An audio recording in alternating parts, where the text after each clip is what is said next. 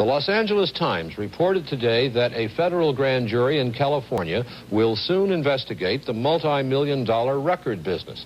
The story was promptly denied by the U.S. Attorney's Office in Los Angeles, but many people in the business have been called before a federal grand jury in Newark, New Jersey. They were asked about drug dealing, payola, mob connections, and high living at company expense. Here's a report from Betty Rollin on rich rock stars and the industry that shares their wealth. The Shah of Iran? No. J. Paul Getty? No. The occupants of these limousines don't rule countries, don't make oil deals. They don't even make million-dollar movies. But they live as if they did all of those things. In their 20s, they are rich, powerful, temperamental, and pampered.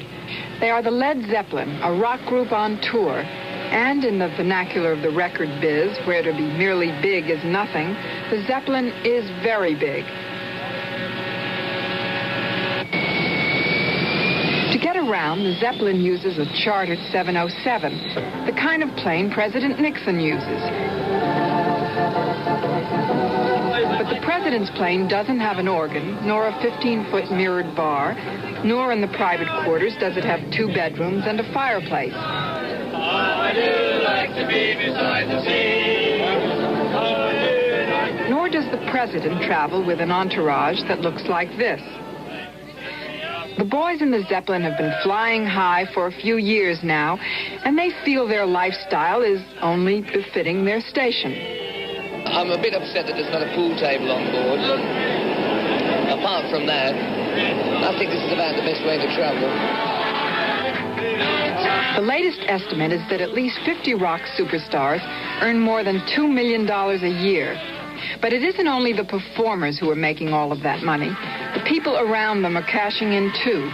People like agents and managers, and sometimes people like mobsters and pushers. At the heart of the current scandal are reputed mafia hoods who have been after a piece of the rock action through drug dealing, protection rackets, and payola. Of course, no one has profited more from the rock phenomenon than the $2 billion a year recording industry. Scandal or not, the rock recording industry rolls on, and the stakes are high. Of 7,500 new releases a year, only 150 will be hits. So when company heads think they might have a hit, they sort of go crazy. Freak rock is big this year, so when David Bowie came along, a flaming red-haired, self-proclaimed bisexual, RCA put up $100,000 for promotion and publicity to make the chance of a Bowie hit less chancy. This money, more or less, is spent in a direction of radio advertisements, in-store display units, pictures of David Bowie in-store, more or less, so the consumer can see the product that is available. Underground news media, newsprint, and several underground papers, which more or less pinpoints the markets in which we're trying to take David.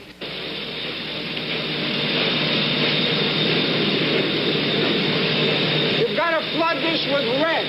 There's not enough red in there. All the promotion, all the effort, all the money, all the shadiness, all the payola is to attract the attention of kids like this. Susan went to see Grateful Dead. A whole industry turns on the fancy and on predicting the fancy of American kids with cash. And in going after that cash, some of America's most successful corporations have lunged, tripped, and fallen, and now face the prospect of criminal prosecution. Betty Rollin, NBC News.